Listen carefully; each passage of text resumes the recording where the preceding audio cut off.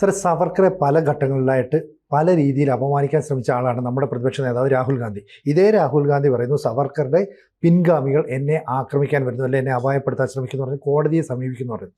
ഇപ്പോൾ കേൾക്കുന്നത് അത് രാഹുൽ ഗാന്ധി അറിയാതെ വക്കീൽ കൊണ്ട് കൊടുത്ത കേസാണെന്ന്. എന്തിനായിരിക്കും ഈ കള്ളക്കളിയൊക്കെ? കള്ളക്കളി എന്ന് പറഞ്ഞാൽ ഈ പൂനെയിലെ കോടതിയിൽ സാവർക്കറുടെ കൊച്ചുമകൻ സാത്വികി കൊണ്ടുപോയി ഒരു കേസ് കൊടുത്തിട്ടുണ്ട്. അതെന്താന്ന് വെച്ച് കഴിഞ്ഞാൽ ഈ ഭാരത് ജോഡോ യാത്ര നടത്തുമ്പോൾ 2022 നവംബർ 17 ഈ അക്കോളയില്, മഹാരാഷ്ട്രയിലെ അക്കോളയില് സാവർക്കറെ അധിക്ഷേപിച്ച് സംസാരിച്ചു രാഹുൽ ഗാന്ധി. ബ്രിട്ടീഷുകാരുടെ സേവകനായിരുന്നു സാവർക്കർ. ബ്രിട്ടീഷുകാരുടെ പെൻഷൻ മേടിച്ചിരുന്നു സാവർക്കർ എന്നൊക്കെ സംസാരിച്ചിരുന്നു അധിക്ഷേപിച്ചിട്ട്. ഒന്നാമത് 10-15 കൊല്ലം തടങ്കലിൽ കഴിഞ്ഞ ആളാണ് സാവർക്കർ. ജീവിതത്തിലെ യൗവനം നാടിനു വേണ്ടി ഹോമിച്ച ആളാണ്. ആൻഡമാനില് ജയിലിലും ഒക്കെ ആയിരുന്നു കുറെ കാലം. ആ ജയിൽ കാലയളവ് കഴിഞ്ഞ ശേഷവും അദ്ദേഹത്തിന് രത്നഗിരിയിൽ വീട്ടുതടങ്കലില് ആക്കി ഇടുകയാണ് ചെയ്തത്. അദ്ദേഹത്തിന് മറ്റേ ബ്രിട്ടീഷ് രാജാവ്, രാജ്ഞി, ഇങ്ങനെ അവരുടെ ഷഷ്ടിപൂർത്തിക്കൊക്കെ കുറെ ദയൊക്കെ കൊടുക്കുമല്ലോ രാഷ്ട്രീയ തടവുകാർക്ക്. അതുപോലും സാവർക്കർക്ക് മറ്റുള്ള ഇന്ത്യക്കാർക്ക് കൊടുത്തപ്പോഴും സാവർക്കർക്ക് കൊടുത്തിട്ടില്ല. ഇങ്ങനെയൊക്കെ ഒരു ജീവിച്ച ഒരാൾക്ക് എതിരെ സംസാരിച്ചു കഴിഞ്ഞാൽ അത് അടിസ്ഥാനരഹിതമാണല്ലോ. പിന്നെ ഈ ഇന്ന് ഞാനും 5-6 സുഹൃത്തുക്കളും കൂടി ഒരു മുസ്ലിം യുവാവിനെ മർദ്ദിച്ചു, ഞങ്ങൾ വളരെ ആഹ്ലാദിച്ചു എന്ന് സാവർക്കർ എഴുതിയിട്ടുണ്ട് എന്ന് പറഞ്ഞിട്ട് ഒരു പുസ്തകത്തിലെ ഭാഗമുണ്ട്. ലണ്ടനില് ഇങ്ങനെ എഴുതിയിട്ടുണ്ട് എന്ന് പറഞ്ഞാൽ അവിടെയും പോയി ഇങ്ങനെ പോഴത്തം പറഞ്ഞിരുന്നു. ഇങ്ങനെ ഒരു സ്ഥലത്തും സാവർക്കർ എഴുതിയിട്ടില്ല. അങ്ങനെ നമ്മൾ ഒരു കാര്യം പറയുമ്പോൾ അത് പുസ്തകത്തിൽ ഇന്ന പേജ്, ഇന്ന പാരഗ്രാഫ് എന്നൊക്കെ പറയണമല്ലോ. തെളിവുകളുടെ അടിസ്ഥാനത്തിൽ ഇത് ആരോ പറഞ്ഞു, എന്തോ പറഞ്ഞു, ഇതുവരെ ആരും പറയാത്തൊരു പോഴത്തമാണത്. അപ്പൊ ഇങ്ങനെ കൊണ്ടുപോയിട്ട് കേസ് കൊടുത്തിരുന്നു. ആ കേസിൽ പുലിവാലി പിടിച്ചിരിക്കുകയാണ്. മറ്റേ വിചാരണ നടത്താം എന്നൊക്കെ കോടതി പറഞ്ഞിട്ട് നോക്കേണ്ട, സാക്ഷികളെയൊക്കെ വിളിക്കാം. അപ്പൊ ഇത് നീട്ടാനുള്ള ശ്രമമാണ് ഈ സാക്ഷികളെയൊക്കെ വിളിച്ച്.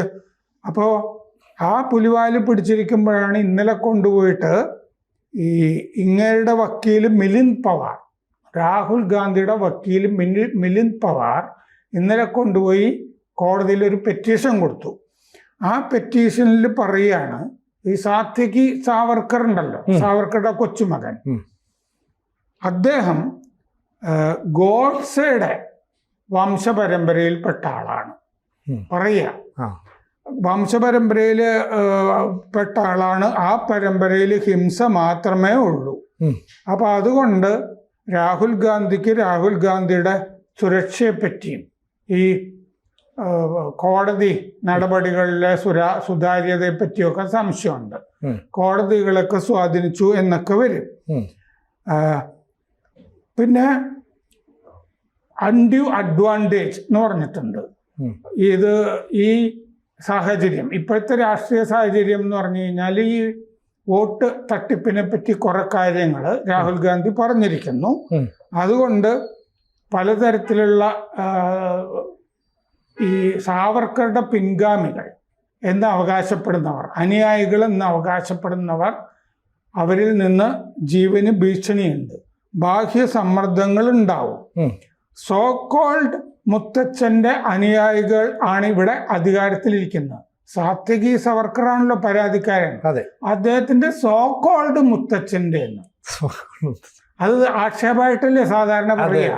എന്ന് പറഞ്ഞാൽ മറ്റേ സാവർക്കറുടെ കൊച്ചുമകനാണെന്ന് ഉറപ്പില്ല എന്നുള്ള പരസ്യമായി അപമാനിക്കുന്നതിന് തുല്യമാണ്. അതായത് ഈ മലയാളത്തിൽ പറഞ്ഞാൽ തന്തയ്ക്ക് വിളിക്കുന്ന പോലത്തെ പരിപാടിയായിപ്പോയി. സോ കോൾഡ് മുത്തച്ഛന്റെ അനുയായികളാണ് ഇപ്പൊ മഹാരാഷ്ട്രയിലെ അധികാരത്തിലിരിക്കുന്നത്. അവര് അപായപ്പെടുത്താൻ സാധ്യതയുണ്ട്. അപ്പൊ എനിക്കറിയില്ലായിരുന്നു ഇതെങ്ങനെയാണ് ഗോഡ്സെയുടെ അനുയായിയാകുന്നത് സാത്വികി സവർക്കർ. അപ്പോ ഇങ്ങേര് പറയുന്നത് അമ്മ വഴി ഗോഡ്സെ ആയിട്ട്, അമ്മയുടെ പരമ്പരയുണ്ടല്ലോ, ആ ശാഖ വഴി ഗോഡ്സെയുമായിട്ടും ബന്ധമുണ്ട് സാത്വികി സവർക്കർക്ക് എന്നാണ് ഈ വക്കീല് പറയുന്നത്.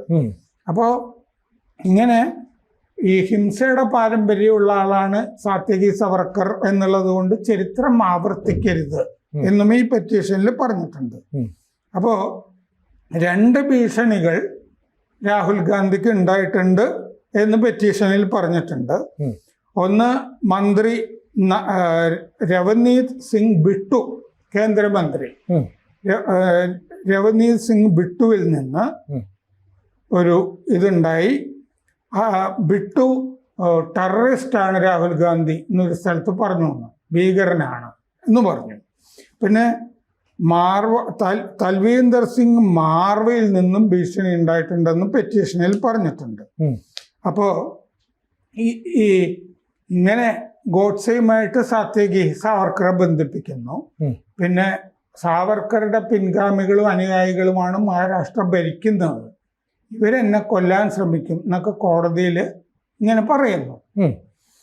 അതുകൊണ്ട് ജീവന് ഭീഷണിയുണ്ടെന്ന് പറയുന്നു. അപ്പോ ഇന്നലെ ഇതൊക്കെ വന്നു കഴിഞ്ഞപ്പോ വൈകുന്നേരം സുപ്രിയ ശ്രീനാഥെ, കോൺഗ്രസിന്റെ വക്താവ്, അവര് പറഞ്ഞു ഇന്ന് ഇത് രാഹുൽ അറിയാതെ വക്കീൽ കൊണ്ടുപോയി കൊടുത്തതാണ്, ഇന്ന് ഈ പരാതി കോടതിയിൽ നിന്ന് പിൻവലിക്കും എന്ന് പറഞ്ഞിരിക്കുന്നു. അപ്പോ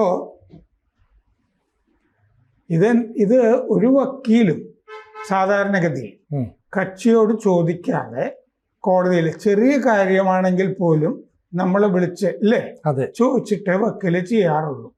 അപ്പോൾ വക്കീല് കക്ഷിയോട് ചോദിക്കാതെ ചെയ്തു എന്ന് പറഞ്ഞു കഴിഞ്ഞാൽ അത് പിൻവലിക്കാൻ പുലിവാല് പിടിച്ചിരിക്കുന്നു എന്നർത്ഥം. കാരണം സാവർക്കറെ ആക്ഷേപിച്ചിട്ട് മഹാരാഷ്ട്രയില് അങ്ങനെ നിൽക്കാനൊന്നും കഴിയില്ല. ഇടക്കിടക്ക് കോടതിയിലൊക്കെ വല്ലപ്പോഴും ഒക്കെ പോണ്ടി വരുമല്ലോ. അപ്പൊ അതുകൊണ്ട് സാവർക്കറെ ആക്ഷേപിച്ചിരിക്കുന്നു എന്നുള്ളത് വലിയൊരു വിഷയമാകും കോൺഗ്രസിന്. അപ്പൊ ഈ പരാതിയുടെ വാർത്തകളൊക്കെ ഇന്നലെ ഇവിടെയൊന്നും വരില്ലെങ്കിലും ഇംഗ്ലീഷ് ഓൺലൈനിലും നോർത്തിലും ഒക്കെ നന്നായിട്ട് വന്നിരുന്നു. ഇന്നലെ തന്നെ ഞാൻ വായിച്ചതുമാണ്. സുപ്രിയ ശ്രീനാഥയുടേത് ഇന്നാണ് ഞാൻ വായിച്ചത് രാവിലെ. അപ്പോൾ സംഭവം എന്താന്ന് വെച്ച് കഴിഞ്ഞാൽ ഇത് പുലിവാലാണെന്നുള്ളത് കോൺഗ്രസ്സുകാര് മഹാരാഷ്ട്രയിൽ നിന്ന് ഉണർത്തിച്ചു കാണും രാഹുലിന്റെ അടുത്ത്. ഇത് വേണ്ടിയിരുന്നില്ല എന്ന് പറഞ്ഞിട്ടുണ്ടാവും.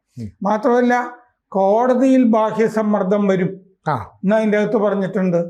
അപ്പൊ ഈ കോടതിയോട് തന്നെ പറയാണല്ലോ നിങ്ങളെ സ്വാധീനിക്കും പുറത്തു നിന്ന് സാവർക്കറുടെ അനുയായികൾ എന്നൊക്കെ പറഞ്ഞ അത് കോടതിയിൽ തന്നെ സംശയമുയർത്തുന്ന ഒരു വാചകമാണ് അതിൻ്റെ അകത്തിരിക്കുന്നത്. അപ്പൊ പുലിവാല് പിന്നെയും കൂടി വരും. അപ്പൊ ഇതുകൊണ്ടാണ് ഇതിപ്പോ ഇവർക്ക് ഈ നെഹ്റു വംശത്തിൽ പല ആളുകൾക്കും ജീവന് ഭീഷണിയൊക്കെ ഉണ്ടായിട്ടുണ്ട് ഇതിനു മുമ്പും. ഇപ്പോ രാജീവ് ഗാന്ധി എടുത്തു കഴിഞ്ഞാൽ തമിഴ് പുലികൾക്കെതിരെ അവിടെ ഇന്ത്യൻ സേനയെ അയച്ചില്ലേ. അങ്ങനെ പിന്നീട് ഒരിക്കൽ അവിടെ ഗാർഡ് ഓഫ് ഓണർ പരിശോധിക്കുമ്പോൾ ഒരു ഭടൻ തോക്കിന്റെ പാത്തിക്ക് അടിച്ച് രാജീവ് ഗാന്ധി അടിച്ചതാണ്. പിന്നെ ഇന്ദിരാഗാന്ധി സിഖുകാരെ വെറുപ്പിച്ചതാണ്. അങ്ങനെ അംഗരക്ഷകരായ അംഗരക്ഷകരെ മാറ്റാമായിരുന്നു, മുന്നറിയിപ്പ് ഉണ്ടായിരുന്നതാണ്. അംഗരക്ഷകരായ സിഖുകാരെ തന്നെ വെടിവെച്ചു കൊന്നതാണ്. അതും അവർക്കെതിരെ നീങ്ങിയത് കൊണ്ടാണ്. ഭിന്ദ്രൻവാലയെ വളർത്തിയത് ആരാണ്? ഇന്ദിരാഗാന്ധിയാണ്. സാർ, ഇവിടെ ഇപ്പോൾ ഈ വീര സവർക്കർ എന്ന് പറയുന്ന വ്യക്തിയെ എന്താണ് കോൺഗ്രസ് ഇത്രയധികം വെറുക്കുന്നത്? അല്ല അവർ ഭയപ്പെടുകയാണോ? വെറുതെ ഇല്ലായ്മ. ഇതിപ്പോൾ രാഹുൽ ഗാന്ധി തന്നെ പലതവണയായില്ല ഇത്തരം വിമർശനം. അതെന്താന്ന് വെച്ച് കഴിഞ്ഞാൽ ഈ BJPക്കെതിരായ ആക്രമണത്തിന്റെ ഭാഗമായിട്ട് RSSനെ നിരന്തരം ആക്രമിച്ചുകൊണ്ടിരിക്കുന്നുണ്ട് രാഹുൽ ഗാന്ധി. അങ്ങനെ ഗോഡ്സെ RSSകാരനായിരുന്നു എന്ന് രാഹുൽ ഗാന്ധി പറഞ്ഞതിനെതിരെ RSS കൊണ്ടുപോയി കേസ് കൊടുത്തിട്ട് രാഹുൽ ഗാന്ധിക്ക് മാപ്പ് പറയേണ്ടി വന്നു. കാരണം ഹിന്ദു മഹാസഭയുമായി ബന്ധപ്പെട്ടിരുന്ന ഒരാളാണല്ലോ ഗോഡ്സെ. അത് കഴിഞ്ഞ് അതിലും തീവ്രത പോരാന്ന് പറഞ്ഞിട്ട് സ്വന്തമായി സംഘടനയൊക്കെ ഉണ്ടാക്കി നടന്നിരുന്ന ഒരാളാണ് അങ്ങനെ. അപ്പോ ഈ സാവർക്കറുമായിട്ടും സാവർക്കറെ പ്രതിസ്ഥാനത്ത് നെഹ്റു ചേർത്തിരുന്നു. അത് പ്രോസിക്യൂട്ടറെ വിളിച്ച് പറഞ്ഞിരുന്നു എന്നൊക്കെ നമുക്ക് വായിച്ചാൽ മനസ്സിലാകും. ആ സാവർക്കറെ ശരിക്കും കൊടുക്കണം നമുക്ക് എന്നൊക്കെ പ്രോസിക്യൂട്ടറോട് നെഹ്റു സംസാരിച്ചിരുന്നു എന്നൊക്കെ ഞാൻ ആ വിധി വായിച്ചിട്ടുണ്ട് ഗാന്ധിവധത്തിലൊക്കെ. അപ്പോ സാവർക്കറെ വിട്ടയക്കുക ചെയ്തത് ആ കേസിൽ നിന്ന് കുടുക്കിയതാണെന്ന് കോടതിക്കും ബോധ്യപ്പെട്ടതിന്റെ അടിസ്ഥാനത്തിലാണ് വിടുന്നത്. അപ്പൊ എപ്പോഴും ഈ ഹിന്ദുത്വ അജണ്ടയാണ് BJPയുടേതെന്ന് പറയാൻ വേണ്ടിയിട്ട് BJPയുമായിട്ട് എപ്പോഴും സാവർക്കറെ കൂട്ടിക്കെട്ടും. കാരണം സാവർക്കർ ഒരു ഹിന്ദു ദേശീയവാദിയായിരുന്നു. മുസ്ലിം ലീഗ് ദ്വിരാഷ്ട്രവാദം കൊണ്ടുവന്നപ്പോൾ സാവർക്കർ അതിനെ അനുകൂലിക്കുകയും ചെയ്തു. കാരണം ഹിന്ദുക്കൾ ഇവിടെ മതി, പാകിസ്ഥാൻ വേറൊരു രാജ്യം ഉണ്ടായിട്ട് മുസ്ലിങ്ങൾ അങ്ങോട്ട് പൊക്കോട്ടെ എന്നാണ് സാവർക്കറും ധരിച്ചിരുന്നത്. അങ്ങനെ അംബേദ്കറും അനുകൂലിച്ചിരുന്നു അതിനെ. അന്നത്തെ കമ്മ്യൂണിസ്റ്റ് പാർട്ടിയുടെ പോളിറ്റ് ബ്യൂറോ അംഗം അധികാരി, ഗംഗാധർ അധികാരി, അങ്ങനെ ഒരു തീസിസും എഴുതിയിരുന്നു ഏത് പാകിസ്ഥാൻ വാദത്തിനെ അനുകൂലിച്ചിട്ട്. അപ്പോ പൊതുവെ ഈ RSS സത്യത്തിൽ ചരിത്രബോധമൊന്നുമില്ലല്ലോ രാഹുൽ ഗാന്ധിക്ക്, ഒന്നും വായിക്കാറുമില്ല. അപ്പൊ അതുകൊണ്ട് സാവർക്കർ ഇതുമായിട്ട് കൂട്ടിക്കെട്ടും. സത്യത്തിൽ സാവർക്കർക്ക് RSSുമായിട്ട് എന്താണ് ബന്ധം ഇല്ലേ? ഇത് അഭിനവ് ഭാരത് എന്ന് പറഞ്ഞിട്ട് ഉള്ള സംഘടനയായിട്ടാണ് ആദ്യകാലത്ത് നടന്നിരുന്നത്. പിന്നെ അദ്ദേഹം ഹിന്ദു മഹാസഭയുടെ പ്രസിഡന്റ് ആയിരുന്നു. RSS വേറെ സംഘടനയല്ലേ? അപ്പോ ഇങ്ങനെ സാവർക്കറെ കൂട്ടിക്കെട്ടിക്കഴിഞ്ഞാൽ പിന്നെ ഗോഡ്സെ കൊണ്ടുവരാൻ പറ്റും. ഇതൊരു തിരക്കഥയാണ്. അങ്ങനെ ആണ്. ഇപ്പോ ജീവന് ഭീഷണിയുണ്ട് എന്ന് പറഞ്ഞു കഴിഞ്ഞാൽ പിന്നെ മഹാരാഷ്ട്ര സർക്കാർ ചിലപ്പോ ജീവന് ഭീഷണിയുണ്ടെന്ന് ഇദ്ദേഹം പറഞ്ഞിരിക്കുകയാണല്ലോ, എങ്കിൽ കൂടുതൽ പ്രൊട്ടക്ഷൻ കൊടുക്കാന്ന് പറഞ്ഞിട്ട് ചിലപ്പോ മഹാരാഷ്ട്രയിൽ വരുമ്പോഴും കേന്ദ്രത്തിൽ പോകുമ്പോഴും എല്ലായിടത്തും സഞ്ചരിക്കുമ്പോഴും ഒക്കെ കൂടുതൽ പോലീസും പട്ടാളവും ഒക്കെ ഇയാളുടെ കൂടെ നടന്നു തുടങ്ങിയാല് സംഗതി പുലിവാലാണെന്നും തോന്നിയിട്ടുണ്ടാവും. പിന്നെ സാവർക്കറുടെ അനുയായികൾ ഇതെങ്ങനെ എടുക്കും? മഹാരാഷ്ട്രയിലൊക്കെ സാവർക്കർ എന്ന് പറഞ്ഞാൽ ഒരു അവതാര പുരുഷനെ പോലെയാണ് അവർ കരുതുന്നത് അദ്ദേഹത്തിന്. അതാണ് പ്രശ്നം. അപ്പോൾ വാലും ചുരുട്ടി ഓടുകയാണ്.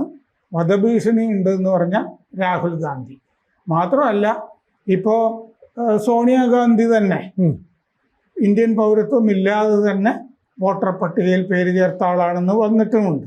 ഇതാകെ കുഴഞ്ഞു മറിയാണ്. കാൻ ഓഫ് വേംസ് എന്ന് ഇംഗ്ലീഷിൽ പറയുന്നത് പോലെ ഈ പുഴുക്കൾ നിറച്ച പാത്രമാണ് ഇയാള് രാഹുൽ ഗാന്ധി തുറന്നു വെച്ചിരിക്കുന്നത്. തിരിച്ചടിക്കുകയാണ്, ബൂമറാങ് ചെയ്യുകയാണ്. അതിന്റെ അടിസ്ഥാനത്തിൽ സാവർക്കറുടെ അനുയായികൾ എന്തായാലും രാഹുൽ ഗാന്ധി ഒന്നും ചെയ്യാൻ പോകുന്നില്ല. കാരണം കോൺഗ്രസ്സുകാർക്ക് പോലും മനസ്സിലായി രാഹുൽ ഗാന്ധി കോൺഗ്രസിന്റെ ശത്രുവാണ് എന്നുള്ള കാര്യം. ആ സാഹചര്യത്തിൽ എനിക്ക് വധഭീഷണി എന്ന് പറഞ്ഞാൽ അത് ഈ അങ്ങാടിയിൽ ചെലവാകുന്ന ചരക്കല്ല. അത് രാഹുൽ ഗാന്ധിക്ക് ബോധ്യപ്പെട്ടുക. കൂടുതൽ വാർത്തകളും വിശേഷങ്ങളും നിങ്ങളിലേക്ക് എത്താൻ ABC മലയാളം സബ്സ്ക്രൈബ് ചെയ്യുക, ബെൽ ബട്ടണും അമർത്തുക.